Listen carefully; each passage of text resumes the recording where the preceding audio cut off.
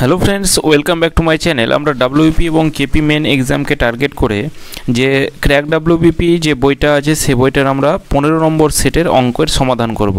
ঠিক আছে, এর আগে অলরেডি যারা ক্লাসগুলো দেখোনি প্লেলিস্ট করা আছে, সেখান থেকে তোমরা একবার দেখে নেবে। ঠিক আছে, এছাড়াও জিআই ক্লাসগুলো করা হয়েছে, 15টা জিআই ক্লাস হয়ে গেছে অলরেডি, সেগুলোও তোমরা একবার দেখে নিতে পারো। তো চলো আজকে ক্লাসটা শুরু করি। দেখো ফার্স্ট কোশ্চেন, এবিসি একটি যৌথ ব্যবসায় 3,75,000 টাকা বিনিয়োগ করে। বছর শেষে লভ্যাংশের 52,000 টাকা পায় এ এবং 65,000 টাকা পায় এবং 65,000 টাকা পায় বি এবং 78,000 টাকা পায় সি। ঠিক আছে, তবে এ কত টাকা বিনিয়োগ করেছিল? এখানে বলা আছে এ কত টাকা বিনিয়োগ করেছিল। তাহলে প্রথমে এ বি সি এর আমরা লভ্যাংশের রেশিওটা বের করব। অনুপাতের ক্ষেত্রে সব আমাদের শূন্যগুলো তো কাটা যাবে, তাহলে এখানেই আমরা শূন্যগুলোকে কেটে দিচ্ছি। ঠিক আছে, তাহলে এখানে এ অনুপাত বি অনুপাত সি, এটার যে রেশিও সেটা কত হচ্ছে 52/65/78। ঠিক আছে, 65/78। এটা যদি আবার 13 দিয়ে কাটা দিই, 4 13 52, 5 13 65 আর 6 13 78। এবার এটা হচ্ছে আমাদের কি এখানে বলা আছে, দেখো লভ্যাংশের অনুপাত মানে কি? লভ্যাংশের অনুপাত মানে এটা আমাদের প্রফিটের রেশিও বলা আছে।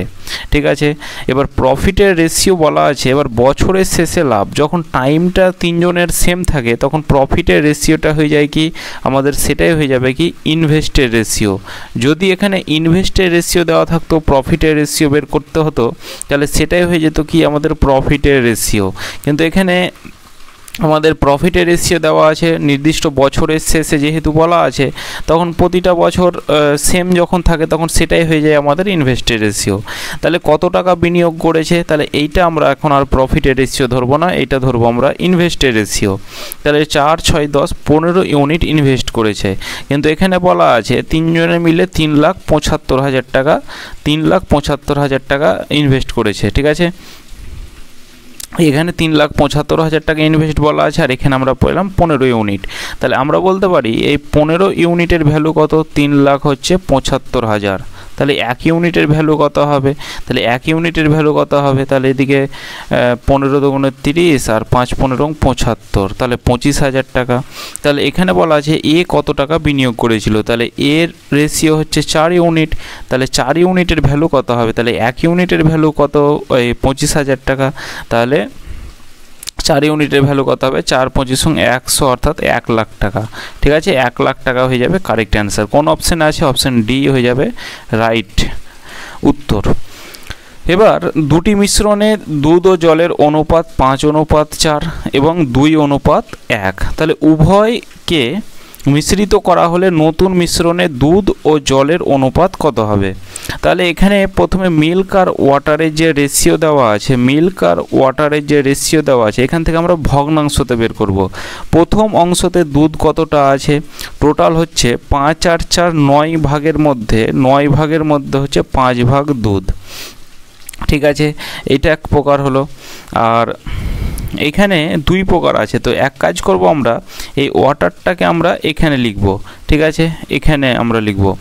আর জল কতটা আছে? তাহলে জল আছে 4 9 ভাগের মধ্যে 4 ভাগ, এই দিকটা দেখো জল বলা আছে। একই রকমভাবে এখানে আর এক প্রকার মিশ্রণটাকে মিশ্রিত যেহেতু করব, তাহলে এখানে দুধ কতটা আছে? টোটাল 3 ভাগের মধ্যে 2 ভাগ হচ্ছে দুধ। তাহলে এটাকে আমরা মিশ্রিত করব মানে কি যোগ করব। এবার এটাকে অনুপাত লিখব। আবার এটাতে কতটা জল আছে? এখানে টোটাল 3 ভাগের মধ্যে 1 ভাগ হচ্ছে কি জল। ক্লিয়ার?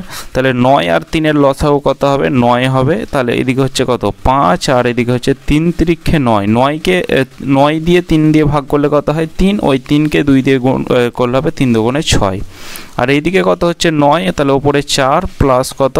এদিকে হচ্ছে 3 3 9। তাহলে এদিকে অনুপাতের ক্ষেত্রে তো কাটা যাবে 9 9। তাহলে এদিকে 5 আর 6 হচ্ছে যোগ করলে 11, আর এদিকে হচ্ছে 7। 11:7 মিশ্রিত করার পর যে রেশিওটা হবে নতুন মিশ্রণ, সেটা হবে 11:7। 4টে ও 5টার মধ্যে ঘড়ির কাঁটা দুটির মধ্যে 36 ডিগ্রি কোণ হবে।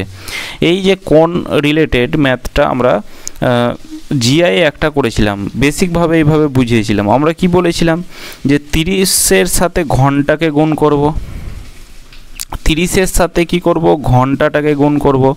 এবার সেটা থেকে মাইনাস করব কি 11/2-এর সাথে মিনিটটাকে গুণ করে সেটাকে মাইনাস করলে আমরা কি পাবো, এখানে আমরা কোণ পাবো, ঠিক আছে, অ্যাঙ্গেল পাবো।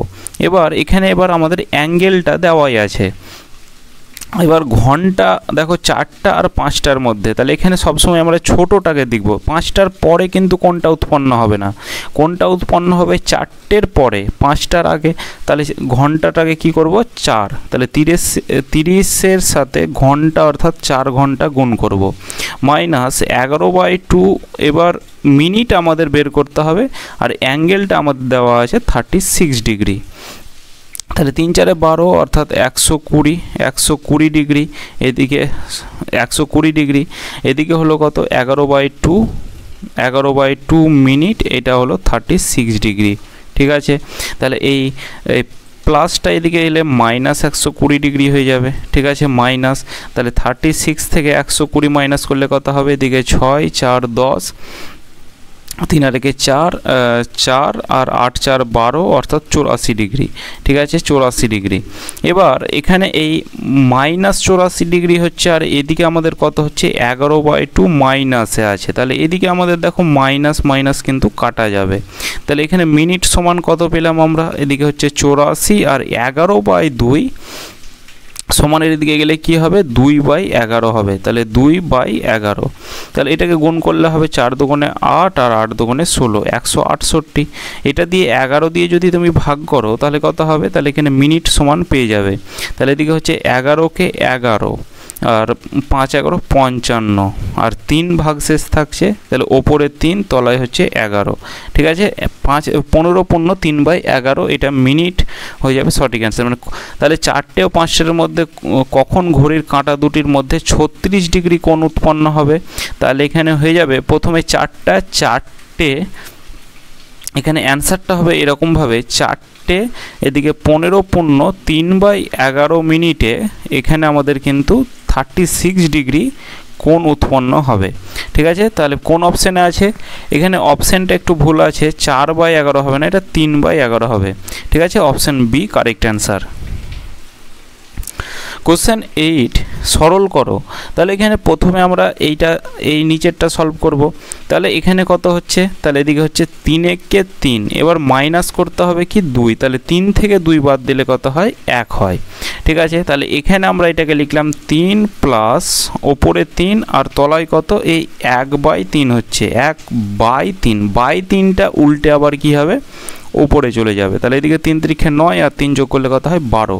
তাহলে এইটাকে আমরা সলভ করে কত পেলাম, 12 পেলাম, ঠিক আছে। আর ওপরে আমাদের কত আছে, 5 আছে, তাহলে 5/12 হয়ে যাবে কারেক্ট অ্যান্সার, ঠিক আছে, 5/12। এই কোশ্চেনটা কমন আছে, কীরকম কমন, এটা কিন্তু সেটে কিন্তু একবার করিয়েছিলাম।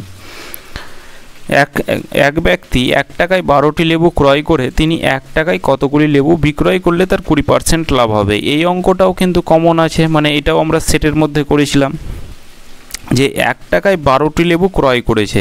সবসময় আমরা একটা দ্রব্যের দাম বের করব, মানে 12টা লেবুর দাম কত, 12টা লেবুর দাম, এখানে 12টা লেবুর দাম হচ্ছে 1 টাকা, ঠিক আছে। তাহলে একটা লেবুর দাম কত হবে, তাহলে একটা লেবুর দাম হবে 1/12 টাকা, ঠিক আছে, 1/12 টাকা। এটা কি ক্রয় করেছে মানে কি কিনেছে, ঠিক আছে, এটা হয়ে গেল সিপি, এটা হয়ে গেল সিপি। এবার এখানে বলা আছে তিনি 1 টাকায় কতগুলি বিক্রি করলে তার কি হবে, 20% প্রফিট হবে। 20% প্রফিট মানে কি 1/5 প্রফিট। এটার অর্থ হচ্ছে যে ক্রয় মূল্য যদি সিপি যদি 5 টাকা হয়, তাহলে এসপি কত হবে, 5 টাকায় কিনে 1 টাকা লাভ করবে, মানে 6 টাকায় বিক্রি করবে। এখানে আমরা পেলাম 5 ইউনিট, এই টাকাটা ক্রয় মূল্য, কিন্তু এখানে হচ্ছে 1/12। তাহলে 5 ইউনিটের ভ্যালু আমরা বলতে পারি, 5 ইউনিটের ভ্যালু হচ্ছে 1/12। তাহলে 1 ইউনিটের ভ্যালু কত হবে, তাহলে 1 ইউনিটের ভ্যালু সবসময় নিচে এটা ভাগ হয়ে যায়, তাহলে 1 ইউনিটের ভ্যালু বের করতে গেলে এটা ভাগ হয়ে যায়, তাহলে 12-র সাথে 5 ভাগ করে, মানে তলায় 5টা চলে আসবে, অর্থাৎ 5 বরং 60 হয়ে যাবে, 1/60 টাকা। এবার 1/60 1 ইউনিটের ভ্যালু।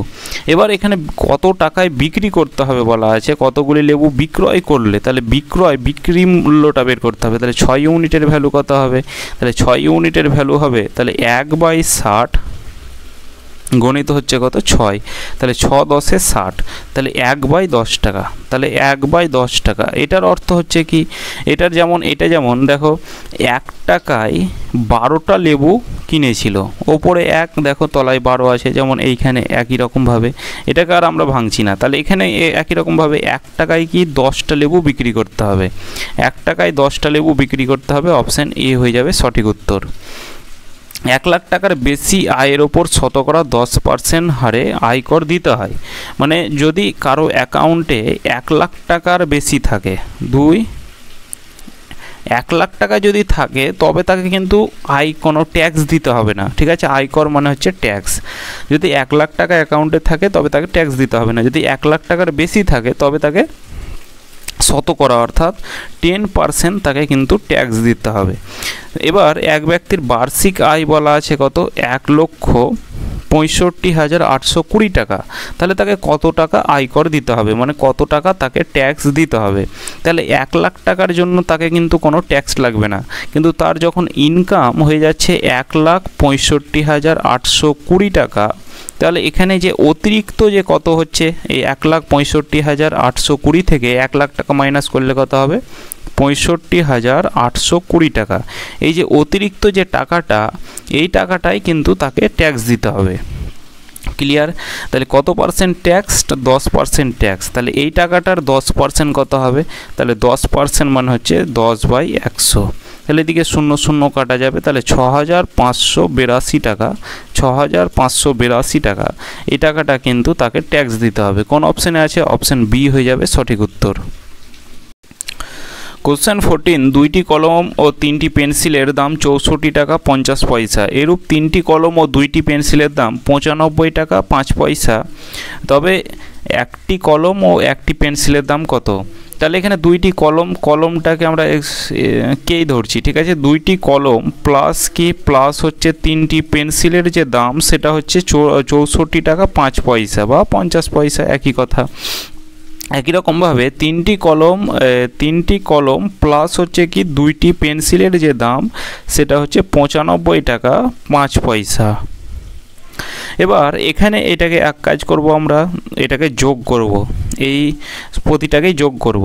তাহলে এখানে 3 2 5টা যে কলমের দাম, 5টা কলমের দাম প্লাস হচ্ছে 5টা পেন্সিলের দাম, সেটা কত হচ্ছে, এদিকে 5 আর 5 10, 10-এর 0 আর দশমিক তো কাটাই যাবে, হাতে থাকলো 1, 4 5 9 10, হাতে থাকলো 1, 9 × 10 16, 160 টাকা। তাহলে এদিকে 5 যদি কমন নিই তাহলে ব্র্যাকেটে কি পড়ে থাকছে, একটা কলম প্লাস হচ্ছে পেন্সিল পড়ে থাকছে, এটার দাম হচ্ছে কত, 160 টাকা। 5 এদিকে গুণ হয়ে আছে, সমানের দিকে গেলে ভাগ হয়ে যাবে। তাহলে এটাকে ভাগ করলে কত হচ্ছে, এদিকে হচ্ছে 3 5 15 আর এদিকে হচ্ছে 5 2 10। তাহলে এদিকে হচ্ছে কলম প্লাস পেন্সিল, মানে কি একটা কলম আর একটা পেন্সিলের যে দাম সেটা হচ্ছে 32 টাকা। কোন অপশানে আছে, অপশান এ হয়ে যাবে সঠিক উত্তর। 2 বছরে একটি আসলের সরল সুদ আসলের 1/5 অংশ। তাহলে ইন্টারেস্টটা কি, ইন্টারেস্টটা হচ্ছে আসলের প্রিন্সিপালের 1/5 অংশ। তাহলে আসল যদি আমি 1 ধরি, তাহলে 1/5 অংশ মানে কত, তাহলে 1/5, 1/5টা এদিকে গুণ করে দাও। কিংবা এর আগে একটা প্র্যাকটিস সেটে করিয়েছিলাম, যখন এরকম বড় কিছু থাকবে যে 1/5, সব সময় বড়টা হবে প্রিন্সিপাল আর নিচেরটা প্রিন্সিপাল হয়, এটা তো জানো। আর বড়টা হবে সবসময় প্রিন্সিপাল, আর প্রিন্সিপালের থেকে সুদ সবসময় ছোট থাকতে হবে। আর সুদ যদি বড় হয়ে যায় প্রিন্সিপালের থেকে, সেটা হয়ে যায় আমাদের সুদ আসল। তাহলে এখানে আমাদের কি হলো, এখানে হলো আমাদের 1 হচ্ছে কি, 1 হচ্ছে সুদ আর 5 টাকা হচ্ছে প্রিন্সিপাল। এবার কত বছরে ওই টাকা আসলের দ্বিগুণ হবে, তাহলে এখানে ইন্টারেস্ট পেলাম, এখানে আসল পেলাম, এখানে আমাদের টাইম দেওয়া আছে। তাহলে কি বের করতে হবে, বের করতে হবে আমাদের রেট। সুদের হার, তাহলে রেটের ফর্মুলা কি? রেটের ফর্মুলা হচ্ছে 100 গণিত ইন্টারেস্ট।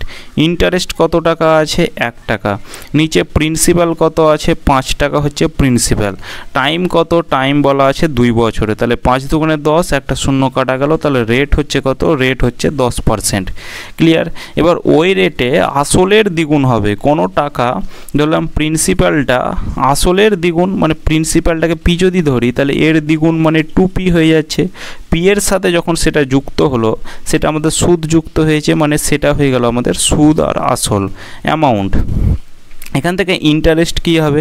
সুদ আসল থেকে আমরা যদি আসলকে মাইনাস করি, এটা আমাদের সুদ আসল আর এটা হচ্ছে আসল, এটাকে মাইনাস করলে আমরা সুদ পড়ে থাকবে।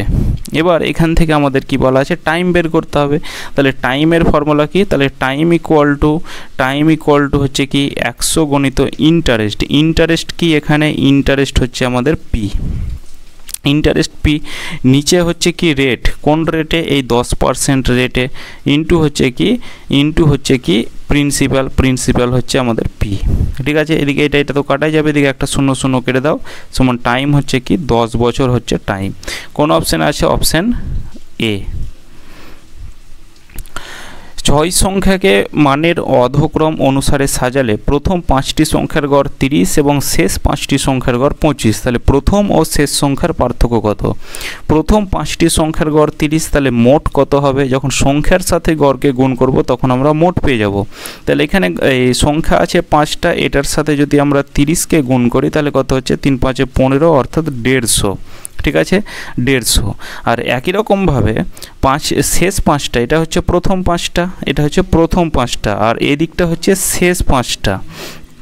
ঠিক আছে? তাহলে শেষ 5টা সংখ্যার গড়, অর্থাৎ গড় কত আছে? 25। এটাকে গুণ করলে হয়ে যাবে কি টোটালটা? তাহলে 5 25 125। তাহলে এখানে এবার প্রথম 5টা সংখ্যা মোট সংখ্যা হচ্ছে 150, আর শেষ 5টি সংখ্যার মোট হচ্ছে 125। তাহলে প্রথম ও শেষ সংখ্যার পার্থক্য এখানে 150 আর এখানে 125-এর যে পার্থক্য, সেটাই হয়ে যাবে আমাদের কারেক্ট অ্যান্সার। তাহলে 150 আর 125-এর পার্থক্য কত? এখানে আমাদের 25-এর কিন্তু পার্থক্য। ঠিক আছে? 25-এর পার্থক্য কোন অপশানে আছে? Option A. পি ও কিউ দুটি বিপরীত স্থান থেকে একে অপরের দিকে 20 কিলোমিটার প্রতি ঘন্টা এবং 30 কিলোমিটার প্রতি ঘন্টা বেগে আসতে লাগলো। এই মুহূর্তে তারা মিলিত হলো এবং সেই মুহূর্তে কিউ পি এর থেকে 36 কিলোমিটার বেশি দূরত্ব অতিক্রম করেছিল। যে স্থান থেকে তারা যাত্রা শুরু করেছিল সেই স্থানদ্বয়ের দূরত্ব কত? তাহলে একজন আছে পি আর একজন হচ্ছে কিউ। পি এর গতিবেগ কত? 20 কিলোমিটার প্রতি ঘন্টা গতিবেগে আসছিল, আর একটা হচ্ছে 30 কিলোমিটার প্রতি ঘন্টা গতিবেগে আসছিল। এখানে অনুপাতের ক্ষেত্রে কি হবে? 2:3, এটা হবে আমাদের স্পিডের রেশিও হলো। এবার এখান থেকে দেখো ডিস্ট্যান্সের ডিস্ট্যান্স বেশি বলা আছে, 36 কিলোমিটার বেশি। যখন দূরত্ব বেশি বা কম বলা থাকবে তখন আমরা কি করব? দূরত্বর পার্থক্য বের করব। যদি টাইম বের করতে বলতো তখন টাইম এরকম বলা থাকতো যে বেশি সময় লেগেছে, তখন আমরা কি করতাম? টাইমের পার্থক্য করতাম। তাহলে এখান থেকে আমাদের ডিস্ট্যান্সের পার্থক্য কী হবে? এখানে আমাদের দূরত্বর পার্থক্য কী হবে? 2:3 হবে। কারণ স্পিডের রেশিও আর দূরত্বের রেশিও সবসময় আমাদের সরল অনুপাতে থাকে। কেন থাকে? কারণ যার স্পিড বেশি সে তত দূরত্ব বেশি যেতে পারবে, যার স্পিড কম সে তত কম দূরত্ব যেতে পারবে, তার জন্য ওরা সবসময় সরল অনুপাতে থাকে। এবার দেখো বলা আছে কিউ পি এর থেকে 36 কিলোমিটার বেশি যায়। তাহলে এখানে কিউ পি এর থেকে কত কিলোমিটার বেশি যাচ্ছে? এখানে আমরা দেখছি 1 ইউনিট বেশি যাচ্ছে। তাহলে 1 ইউনিটের ভ্যালু কত? 1 ইউনিটের ভ্যালু বলা আছে 36। তাহলে এখানে 2 ইউনিটের ভ্যালু কত হবে আর 3 ইউনিটের ভ্যালু কত হবে সেটা বের করে নাও। তাহলে এখানে পি আর কিউ, তাহলে এখানে 2 ইউনিটের ভ্যালু কত হবে? তাহলে 36 দুগুণে 72, মানে পি 72 কিলোমিটার গেছে, আর কিউ কত কিলোমিটার গেছে? তাহলে এদিকে হচ্ছে কত? 3 6 18 8 হাতে থাকলো 1 3 3 9 1 10 108 কিলোমিটার। তাহলে পি গেছে 72 কিলোমিটার। এটা যেহেতু ডিস্ট্যান্স আছে মানে 2 আর 3-এর ভ্যালু বের করে নিলাম। তাহলে 72 কিলোমিটার, কিউ গেছে 108 কিলোমিটার। তাহলে টোটাল যে দূরত্ব সেটা কত? তাহলে এখানে তারা যাত্রা শুরু করেছিল সেই স্থানের দূরত্ব কত? তাহলে এখানে 72 আর 108 যোগ করলে কত হবে? এদিকে হচ্ছে 180 কিলোমিটার। তাহলে এখানে 180 কিলোমিটার কিন্তু তারা দুজনে গেছিল। 180 কিলোমিটার কোন অপশানে আছে? অপশান হয়ে যাবে বি। একটি ক্লাবে বার্ষিক মোট চাঁদার পরিমাণ 980 টাকা। যতজন সদস্য প্রত্যেকে তার 4/5 পরিমাণ টাকা চাঁদা হিসেবে দেন। যতজন সদস্য প্রত্যেকে তার 4/5 পরিমাণ টাকা চাঁদা হিসেবে দেন, ক্লাবের সদস্য সংখ্যা কত? ক্লাবের সদস্য সংখ্যাটাকে আমরা এক্স ধরলাম, ঠিক আছে। মানে যতজন সদস্য বলা আছে, তাহলে এক্স জন সদস্য কি বলা আছে? তার 4/5 অংশ দিয়েছে। যদি এক্স জন থাকে তাহলে এক্সের 4/5 অংশ, তাহলে এক্সের 4/5 অংশ টাকা দিয়েছে। এবার এই টাকার মোট পরিমাণটা কত হচ্ছে? 980, ঠিক আছে। 980 4 দিয়ে কাটা দাও, তাহলে 4 দিয়ে কাটা দিলে হচ্ছে 4 দুগুণে 8, 4 4 16, 4 5 20, ঠিক আছে। তাহলে এক্সের স্কোয়ার এটা ইকুয়াল টু কত হবে? কোনাকুনি গুণ হয়ে যাবে। তাহলে এখানে হচ্ছে 245 গণিত হচ্ছে কত? গণিত হচ্ছে 5। স্কোয়ার এদিকে উঠে কি হবে? রুট হবে। তাহলে এদিকে রুট দেখো 5কে যদি আমি ভাঙি, মানে 5 দিয়ে 245কে ভাগ করি, তাহলে 4 5 20, 5 9 45, আর এদিকে আমাদের শেষে একটা 5 আছে। তাহলে দুটো 5 বাইরে বেরিয়ে এসে একটা 5 হবে, আর 49 হয় 7-এর স্কোয়ার, তাহলে এদিকে হচ্ছে 7।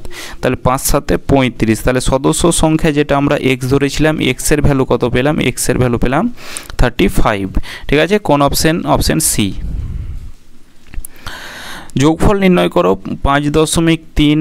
এই যেটা বিন্দু দেওয়া আছে সেটা, এটার অর্থ হচ্ছে কি? এটার অর্থ হচ্ছে 5 এটা আমাদের 3 3 3 এইভাবে চলতেই আছে, এর কোনো শেষ নেই, ঠিক আছে।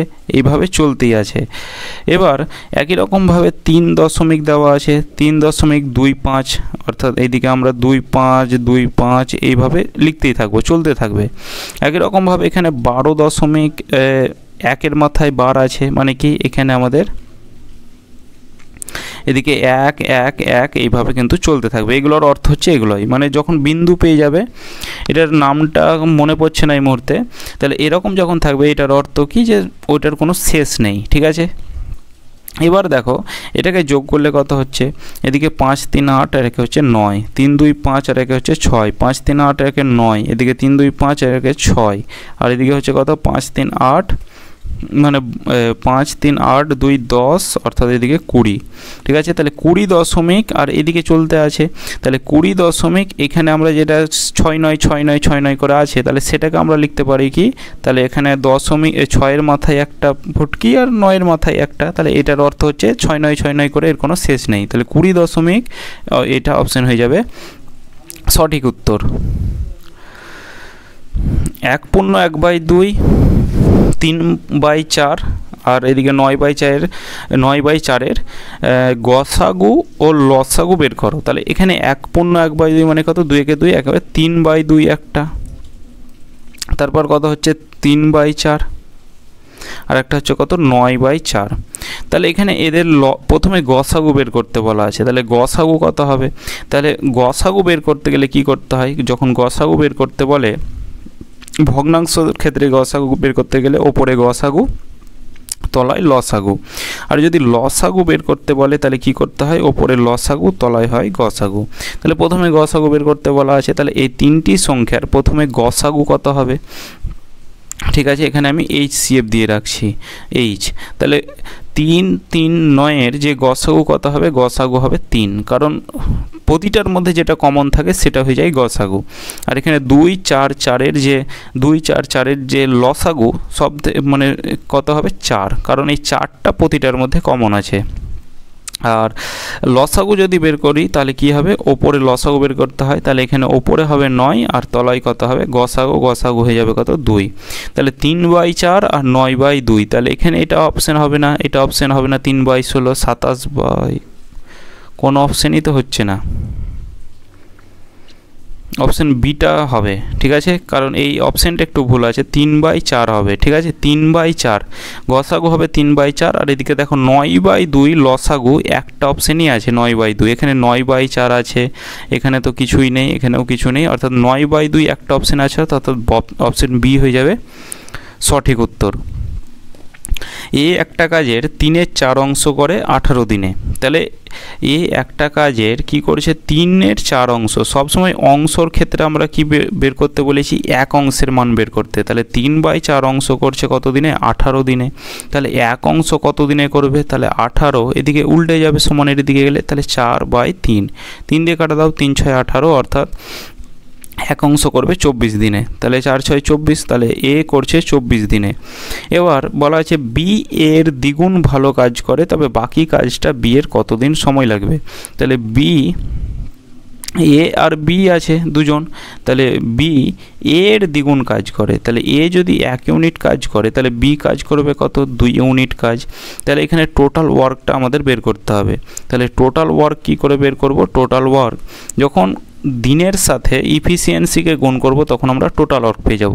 কীরকম করে দেখো, যেমন দিন আমরা বের করি যে দিন সমান কি, দিন সমান টোটাল ওয়ার্ককে আমরা ইফিসিয়েন্সি দিয়ে ভাগ করি। তাহলে এখানে টোটাল ওয়ার্ক বের করব, টোটাল ওয়ার্ক বের করব কি করে, দিনের সাথে ইফিসিয়েন্সিটাকে গুণ করব। ঠিক আছে, এবার দিনের সাথে দিন কার দিন দেওয়া আছে, এখানে এর দিন দেওয়া আছে কত, 24 দিনে করতে পারে কাজটা। ঠিক আছে, তাহলে এর দিনটা দেওয়া আছে 24 দিনে। তাহলে এখানে টোটাল ওয়ার্ক হচ্ছে 24 দিন। এবার টাইম হচ্ছে ইফিসিয়েন্সি কত, দিনের সাথে ইফিসিয়েন্সিটাকে আমাদের গুণ করতে হয়। এবার এখানে এর দিন যেহেতু দেওয়া আছে, এখানে এর দিন যেহেতু দেওয়া আছে, তাহলে এর ইফিসিয়েন্সিটাকে গুণ করব। তাহলে এর ইফিসিয়েন্সি হচ্ছে 1 ইউনিট, তাহলে একটাকে গুণ করলাম। এখানে যদি বি এর দিন বলা থাকতো, এই যে এত দিনে করতে পারে, তবে আমরা বি এর ইফিসিয়েন্সি গুণ করতাম। যদি এ ও বি এর দুজনের একসাথে বলা থাকতো, তবে দুজনের ইফিসিয়েন্সিটাকে গুণ করতাম। ক্লিয়ার? তাহলে টোটাল ওয়ার্ক পেয়ে গেলাম আমরা কত, টোটাল ওয়ার্ক পেয়ে গেলাম আমরা 24-এর সাথে 1 গুণ করলে সেই আমাদের 24 ইউনিট হবে। তাহলে 24 ইউনিটের কাজটা, এবার কোশ্চেনে কি বলা আছে, বাকি কাজটা বি এর কতদিন সময় লাগবে। তাহলে 3/4 অংশ তো কাজ করেছে, তাহলে বাকি কাজ আর কত আছে, তাহলে এখানে 4 ভাগের মধ্যে তো 3 ভাগ কাজ হয়ে গেছে, তাহলে বাকি আছে আর 1/4 ভাগ, এই কাজটা বাকি আছে। তাহলে 4 দিয়ে কাটো, 4 6 24, মানে 6 ইউনিটের কাজ কিন্তু বেঁচে আছে। এই কাজটা করবে কি, বি এর কতদিন সময় লাগে, বি এর ইফিসিয়েন্সি কত, এটা তো আমাদের ইফিসিয়েন্সির রেশিও। তাহলে বি এর ইফিসিয়েন্সি হচ্ছে 2 ইউনিট, তাহলে 2 ইউনিট করে 6 ইউনিটের কাজটা, যেমন এখানে দিন ইকুয়াল টু কি, টোটাল ওয়ার্ক বাই ইফিসিয়েন্সি। 2 দিয়ে এটা কাটা দিলে কত হবে, 3, অর্থাৎ 3 দিন সময় লাগবে। বি এর কতদিন সময় লাগবে, 3 দিন, অপশান এ। 304 দ্বারা গঠিত 3 অঙ্ক বিশিষ্ট সকল সংখ্যার যোগফল। তাহলে 304 দ্বারা কোন কোন সংখ্যা গঠিত হতে পারে, 3 অঙ্কের সংখ্যা। একটা 304 তো হবেই, একটা 403 হবে, 304 একটা 403, তারপর 340, 430, আর কিছু হবে না। তাহলে এটাকে যোগ করলে কত হবে, এদিকে হচ্ছে 7, এদিকে হচ্ছে 7, আর এদিকে হচ্ছে 7 7 14, 1477। 400 500-র মধ্যে এই কোশ্চেনটা এই কর্মক্ষেত্র পেপারে যেটা সলভ করেছিলাম, এইটা কোশ্চেনটা এইভাবে ছিল, সেম একই ডাটা ছিল, 12 16 24, এই সেম একই ডাটা ছিল, শুধু 400 আর 500-র মধ্যে যতগুলো সংখ্যা ছিল যে 12 16 24 দ্বারা বিভাজ্য, সেই ততগুলো সংখ্যার আমাদের যোগফল বের করতে চেয়েছে। আর এখানে বলা আছে যে 400 500-র মধ্যে কোন সংখ্যাটা বিভাজ্য। ঠিক আছে, তাহলে এখানে ওই কোশ্চেনগুলো যদি করে থাকো, মানে প্র্যাকটিসের যদি তোমরা ডেলি সলভ করো, তাহলে কমন পেয়ে যাবে। যেমন এটা হচ্ছে 480, কেন, 12 16 আর 24-এর লসাগু কত, 48। এখানে আমাদের লসাগু হচ্ছে কত, 48। এবার 48, এবার 400 আর 500-র মধ্যে দেখো, এখানে 400 আর 500-র মধ্যে কোন কোন সংখ্যাগুলো আমার এটাও মনে আছে যে 9 থেকে শুরু করেছিলাম, যে 48-এর সাথে 9 গুণ করলে সেটা তুমি 400-র পরের সংখ্যা পাবে। তারপর 48-এর সাথে 10 গুণ করতে হবে, তাহলে 480 পাবে।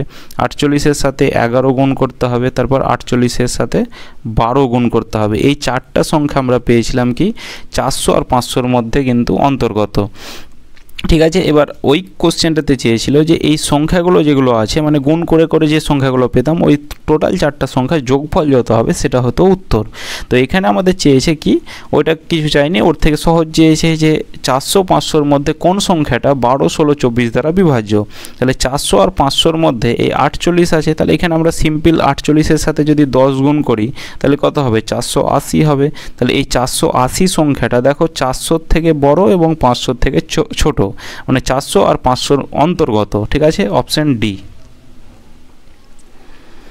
tan x প্লাস ওয়াই আর tan x মাইনাস ওয়াই সমান 1 হলে tan x এর মান কত হবে? তাহলে এখানে tan, এদিকে কি x প্লাস ওয়াই, এবার এইটা সমান আমরা লিখতে পারি 1/, এটা সমান আমরা কি লিখব, এটা সমান আমরা লিখতে পারি 1/tan। ঠিক আছে, 1/tan x মাইনাস ওয়াই, কারণ এইটা গুণ চিহ্ন হয়ে আছে, সমানের এদিকে আনলে এটা আমাদের ভাগ হয়ে যাবে, তাহলে 1-এর তলায় এটাকে নিয়ে চলে এলাম। তাহলে এদিকে হচ্ছে কত, tan xy, tan xy সমান কত, 1/tan মানে হচ্ছে কি cot, 1/tan মানে হচ্ছে কি cot থিটা। তাহলে এখানে cot থিটার মান হচ্ছে কত, x মাইনাস ওয়াই। ঠিক আছে, এবার tan x minus y, tan x minus y এটা সমান কত, কটটাকে আমরা লিখতে পারি কি tan 90 ডিগ্রি মাইনাস থিটা। ঠিক আছে, 90 ডিগ্রি মাইনাস থিটা, আর থিটার মান এখানে দেওয়া আছে কত, x মাইনাস ওয়াই। ঠিক আছে, তাহলে এদিকে আমাদের দেখো এই tan কাটা যাবে, 90 ডিগ্রি মাইনাস থিটা এটা এইভাবে আছে, তাহলে এদিকে tan কাটা গেল, তাহলে এদিকে হচ্ছে কত, x মাইনাস ওয়াই সমান কত, এদিকে হচ্ছে 90 ডিগ্রি মাইনাস এক্স, আর এদিকে এই মাইনাসের সাথে মাইনাস হয়ে কি হবে, প্লাস হয়ে যাবে, তাহলে প্লাস ওয়াই। ঠিক আছে, প্লাস ওয়াই। ও এখানে আমরা একটু ভুল করেছি, এখানে দেখো tan x প্লাস ওয়াই আছে, মানে এদিকে tan x প্লাস ওয়াই, এদিকেও tan x প্লাস ওয়াই হবে। তাহলে এখানে এবার আমাদের মাইনাসে মাইনাসে এটা প্লাস হয়ে গেল, অর্থাৎ x প্লাস ওয়াই হলো। সমানের ওইদিকে যদি একই সংখ্যা থাকে, যেমন এগুলোকে একই দিকে করি, ঠিক আছে, তাহলে x প্লাস ওয়াই আমরা এখানে লিখছি যে x প্লাস ওয়াই মাইনাস এক্সটা সমানের দিকে গেলে প্লাস এক্স হয়ে যাবে, প্লাস ওয়াই সমানের দিকে গেলে মাইনাস ওয়াই হয়ে যাবে। এটা ইকুয়াল টু কত, 90 ডিগ্রি, এটা ইকুয়াল টু হচ্ছে 90 degree, plus y minus y কাটা যাবে, তাহলে 2x এটা সমান কত, 2x এটা সমান হচ্ছে 90 ডিগ্রি, 2 দিয়ে এটা কাটা দাও, 2 দিয়ে এটা কাটা দিলে 45 ডিগ্রি। তাহলে x সমান কত পেলাম, x সমান আমরা পেলাম 45 ডিগ্রি। এবার এখানে কি বলা আছে, এখানে আমাদের অ্যান্সার চেয়েছে tan x এর মান কত, তাহলে এখানে tan x এর মান হচ্ছে কত, 45 ডিগ্রি, তাহলে এখানে tan হচ্ছে কি 45 ডিগ্রি, আর tan 45 ডিগ্রির মান কত, 1 হয়ে যাবে কারেক্ট অ্যান্সার। ঠিক আছে, কোন অপশান সি।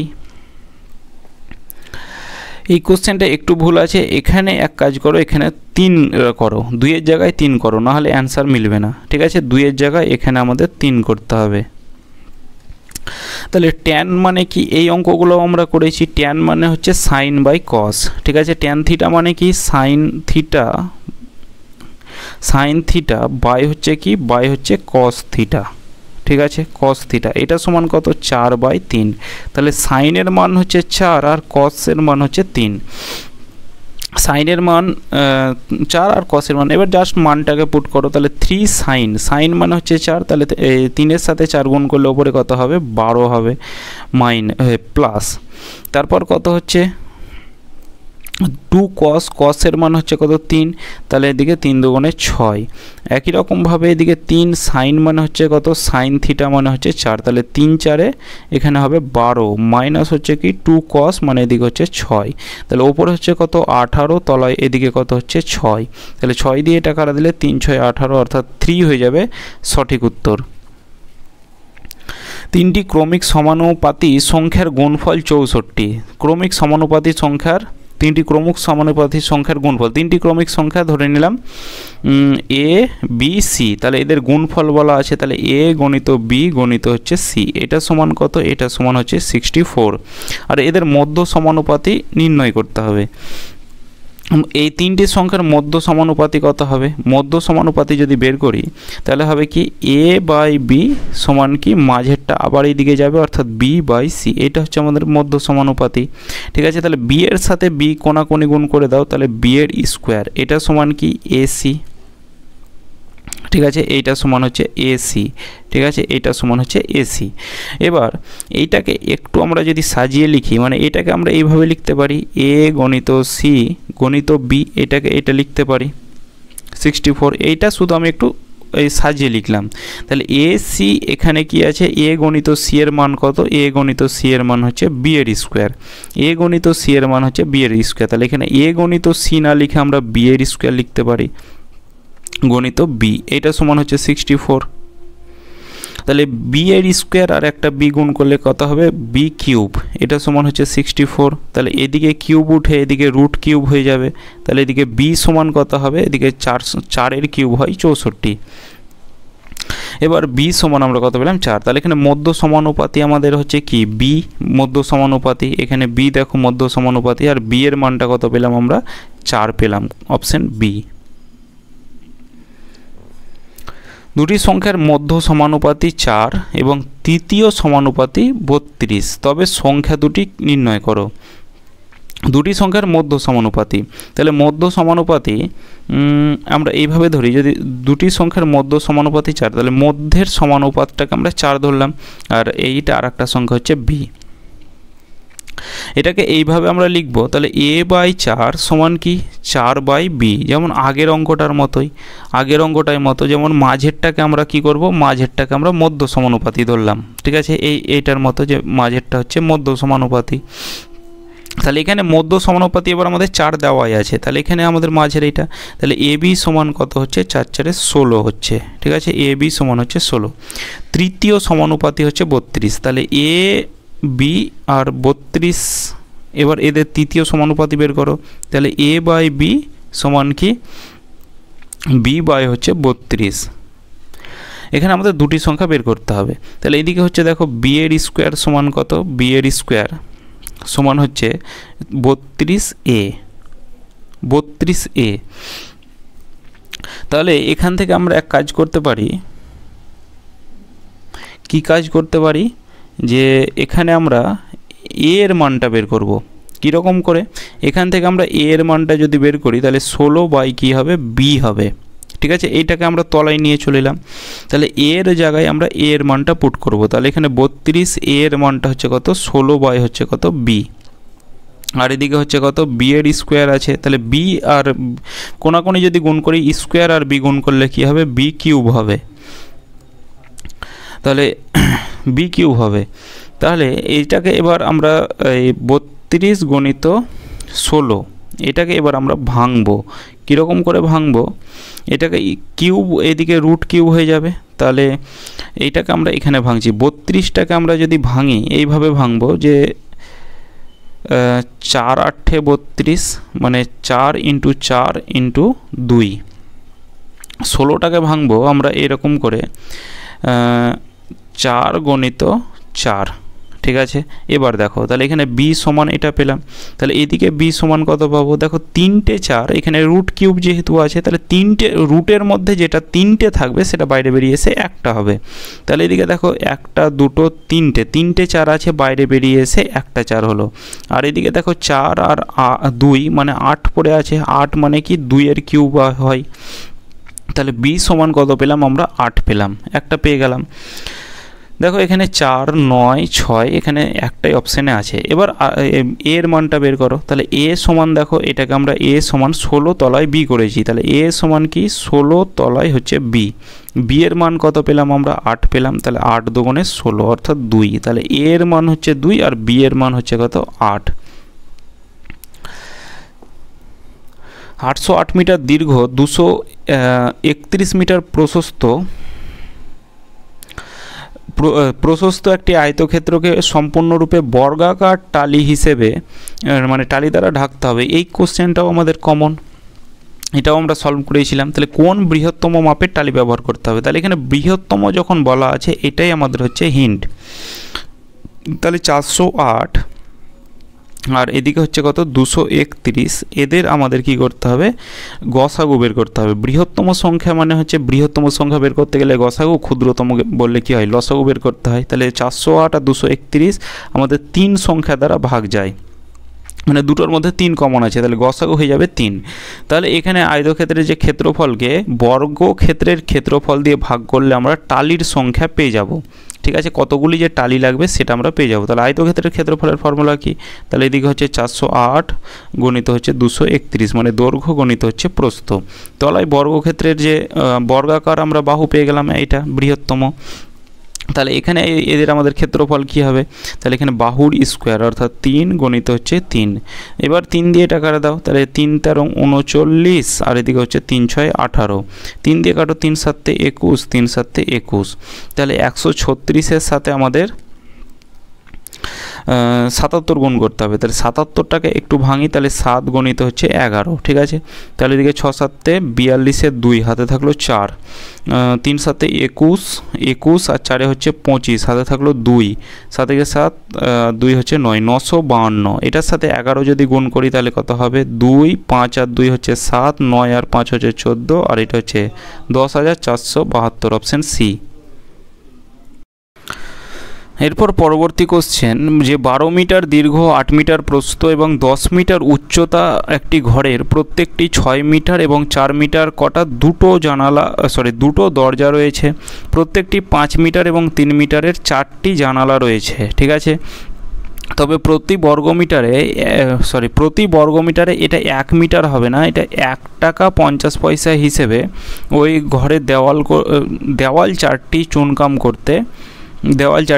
করতে কত টাকা খরচ হবে। তাহলে দেওয়াল মানে টোটাল ঘরের ক্ষেত্রফল থেকে যখন আমরা দরজা আর জানালাটাকে মাইনাস করব তবে আমরা দেওয়াল শুধু পড়ে থাকবে। তাহলে এখানে আমরা টোটাল যে ঘরের ক্ষেত্রফল যখন দৈর্ঘ্য প্রস্থ উচ্চতা এরকম দেওয়া থাকবে তখন ক্ষেত্রফল কি করে বের করতে হয়, এরিয়া সমান হচ্ছে কি পরিসীমা ইন্টু হচ্ছে উচ্চতা।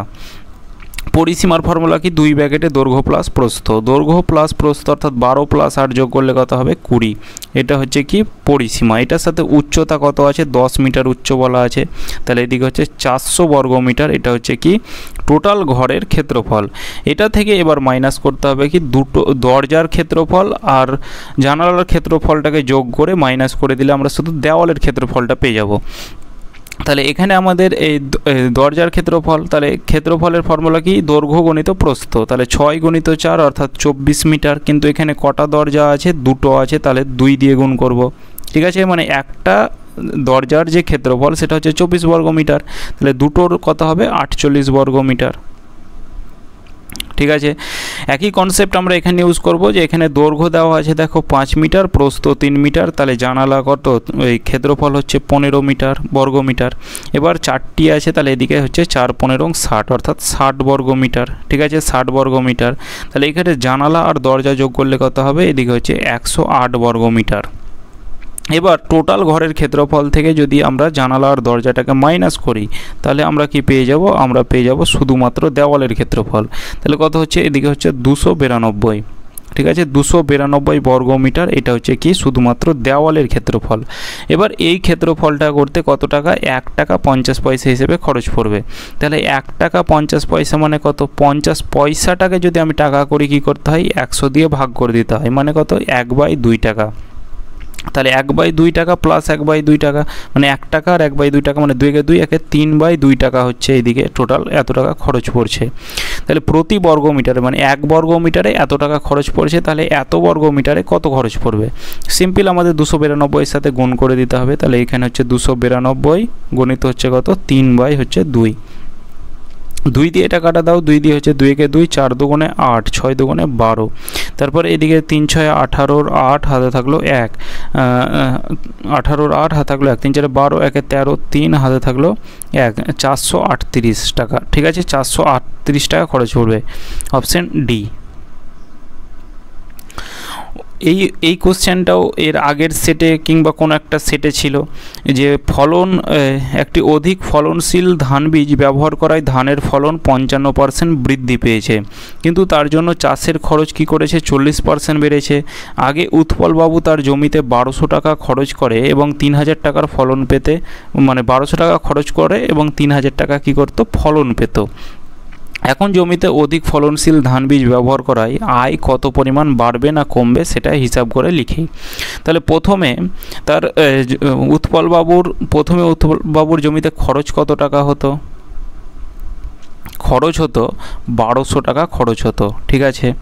এবার এই ফলন পেত কত টাকা, তাহলে ফলন সে লাভ করতো কত টাকা, লাভ করতো 3000 টাকা। তাহলে তার আয় কত টাকা ছিল, তাহলে এই ফলন থেকে খরচটাকে মাইনাস করলে আয় পেয়ে যাব। তাহলে এখানে আয় কত ছিল, 3000 থেকে 1200 মাইনাস করে অর্থাৎ 1800 টাকা আয় ছিল। আগে তার 1800 টাকা আয় ছিল, খরচ করতো 1200 টাকা, ফলন পেত 3000 টাকা, সিম্পল। এবার এখানে কি বলা আছে, এখানে বলা আছে তার আয় তার ফলন 55% প্রথমে বৃদ্ধি পেয়েছে। তাহলে তার ফলন কি হয়েছে, 55% বৃদ্ধি পেয়েছে। তাহলে ফলন প্রথমে ছিল 3000, তাহলে 3000 টাকার 55% বৃদ্ধি মানে কত, 155, তলায় হচ্ছে কত 100, এতটা বৃদ্ধি পেয়েছে। তাহলে দুটো 0 0 কাটা দাও, তাহলে এদিকে তো শেষে 0 হবে, আর এদিকে হচ্ছে 3 5 15 5, হাতে থাকলো 1, 3 5 15 আর 1 16 6, হাতে থাকলো 1, এদিকে 4650। তাহলে এই 55% বৃদ্ধি পেয়ে ফলন হয়েছে 4650 টাকা। একই রকমভাবে খরচ 40% বৃদ্ধি পেয়েছে। তাহলে খরচ ছিল 1200 টাকা, তাহলে 1200 টাকার 40% বৃদ্ধি, 40% বৃদ্ধি মানে কত, 140, তলায় হচ্ছে কত 100।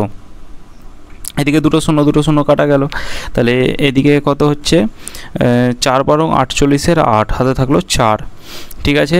4 12 48 8, হাতে থাকলো 4, 12 কে 12 আর 4 হচ্ছে 16, 168, আর এদিকে একটা 0, 1680 টাকা। তাহলে তার আয় কত টাকা হবে, তাহলে এবার আয়টা বের করো। তার বৃদ্ধি পেয়ে ফলন হচ্ছে 4650 টাকার, তার খরচ হচ্ছে 1680 টাকা, তাহলে আয় কত হবে, একই রকমভাবে 4650 থেকে মাইনাস করো 1680 টাকা। তাহলে এখানে 1680 0, এদিকে হচ্ছে 7 6 7 9 6 15, 2970 টাকা, 2970 টাকা। এটা কি হলো, আয় হলো, ঠিক আছে। যে 2970 টাকা আয়, এত টাকা খরচ, এত টাকা ফলন। এবার বলেছে তার আয় বৃদ্ধি পেয়েছে না কমেছে, তাহলে অবশ্যই এখানে বলা আছে বাড়বে না কমবে, অবশ্যই বাড়বে। এবার কত টাকা বাড়ছে, 1800 থেকে 2970 টাকা বাড়ছে, মানে কত, এদিকে 200 আর এদিকে হচ্ছে 970, মানে 1170 টাকা কিন্তু বৃদ্ধি পেয়েছে, ঠিক আছে। অপশান সি হয়ে যাবে সঠিক উত্তর। নালন্দা উচ্চ মাধ্যমিক বিদ্যালয়ে 85% বাংলায়, 70% অঙ্কে এবং 65% উভয় বিষয়ে A+ পেয়েছে। পরীক্ষার্থীর সংখ্যা যদি বলা আছে 120 জন হয়, তবে হিসাব করে দেখি কতজন পরীক্ষার্থী উভয় বিষয়ে A+ পায়নি।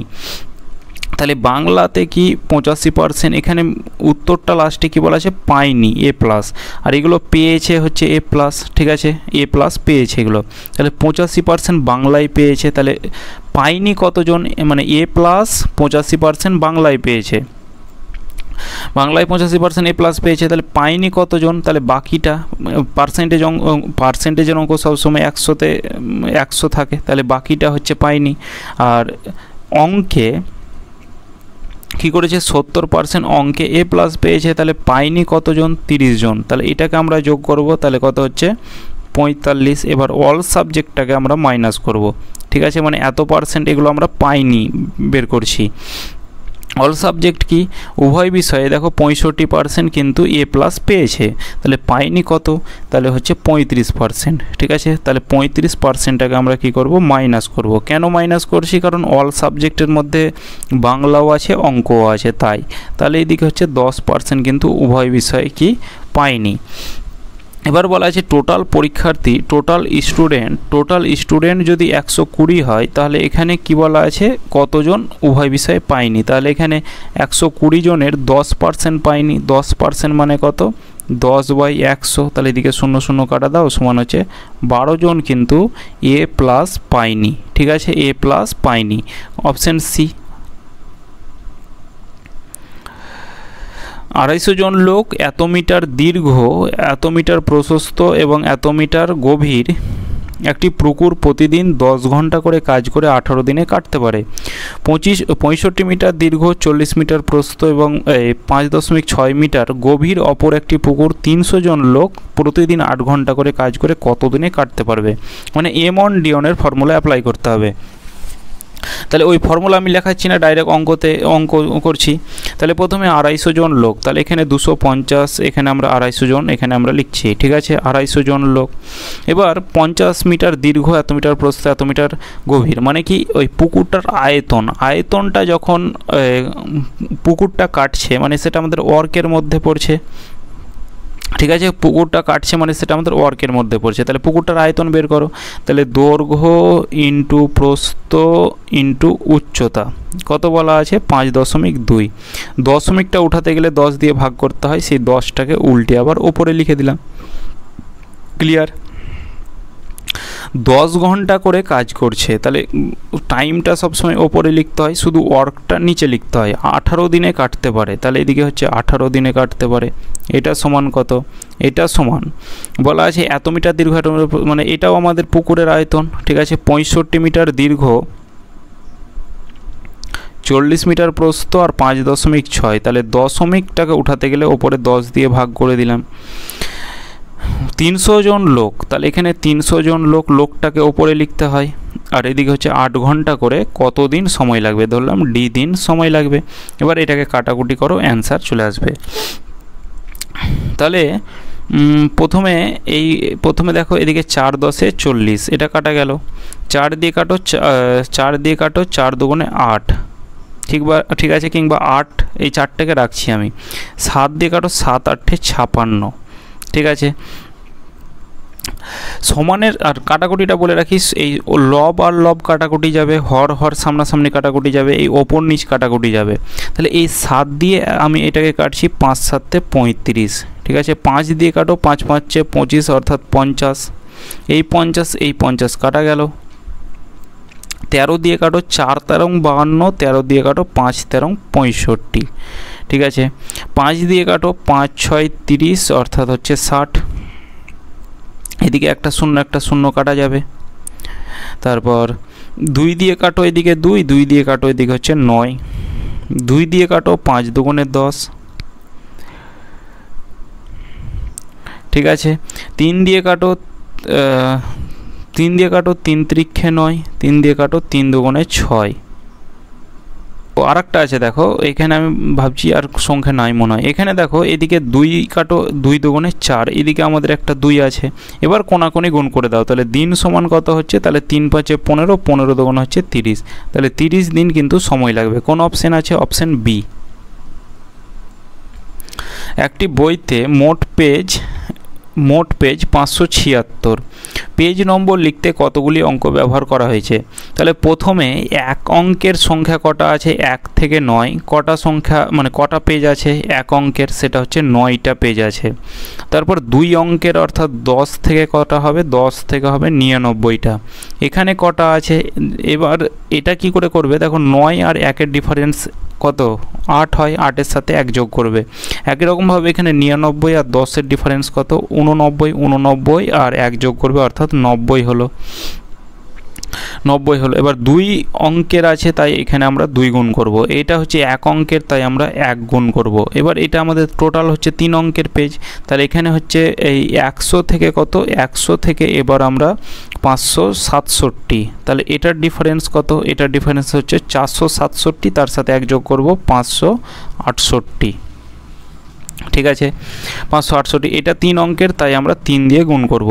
এবার এখানে আমরা প্রতিটাকে, যেমন এটা ডিফারেন্স হচ্ছে 567, এর সাথে 1 কেন যোগ করছি? যেমন 10 থেকে 99, যেমন ধরো 1 2 এইগুলো পাতার পেজ যদি থাকে, 3টে পাতাতে দেখো 2টো হচ্ছে। ঠিক আছে, মানে এখানে সেই হিসেবে 2টো পাতাতে দেখো 3টে পাতার যোগ, মানে 1 কিন্তু বেশি হচ্ছে। ঠিক আছে, তাই আমরা 1 করে যোগ করব। ঠিক আছে, 1 করে তাই যোগ করব। এবার এখানে এটাকে যোগ করো, তাহলে এদিকে কত হচ্ছে, এদিকে হচ্ছে 9, ঠিক আছে, এদিকে হচ্ছে 9, তারপর এদিকে হচ্ছে 9 দুগুণ 18 অর্থাৎ 180, আর এটাকে যোগ করলে কত হবে, এদিকে হচ্ছে 3 8 24 4 হাতে থাকলো 2, 3 6 18, 2 20 0 হাতে থাকলো 2, 3 5 15,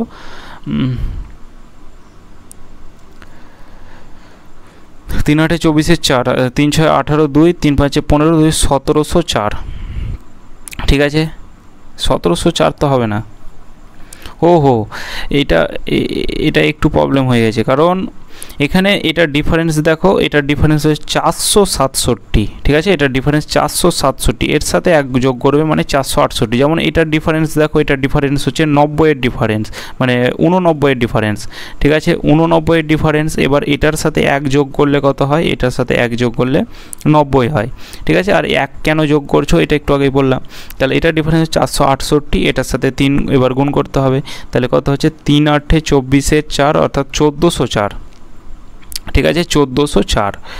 এবার এই সংখ্যা, এই পাতাটাকে যোগ করে দাও, তাহলে অ্যান্সার চলে আসবে। তাহলে এটাকে যোগ করলে কত হচ্ছে, 4 আর 9 4 হচ্ছে 13 3, 13 3 হাতে থাকলো 1, তারপরে এদিকে হচ্ছে 8 আর 1 হচ্ছে 9 হলো, তারপর হচ্ছে 4 আর 1 হচ্ছে 5, আর এদিকে হচ্ছে 1, 1593, অপশান বি হয়ে যাবে কারেক্ট উত্তর।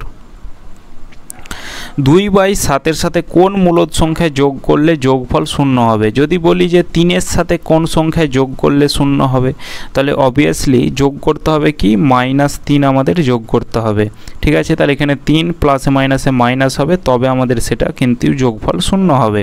তাহলে এখানে একই কনসেপ্ট আমরা ইউজ করব, তাহলে এখানে 2/7 সাথে কোন সংখ্যায় যোগ করতে হবে, তাহলে আমাদের যোগ করতে হবে কি, -2/7 আমাদের যোগ করতে হবে, তবে সেটা আমাদের 0 হবে। তাহলে এদিকে হচ্ছে 2/7 প্লাসে মাইনাসে মাইনাস, তাহলে এদিকে 2/7 প্লাস মাইনাস কেটে আমাদের কত হবে, 0 হবে। অপশান সি হয়ে যাবে কারেক্ট অ্যান্সার। তো এটাই শেষ কোশ্চেন ছিল আজকের ক্লাসটা, এতদূর পর্যন্ত। ক্লাসটা কেমন লাগলো অবশ্যই কমেন্ট করে জানাবে, ঠিক আছে, চলো দেখা হচ্ছে নেক্সট ক্লাসে।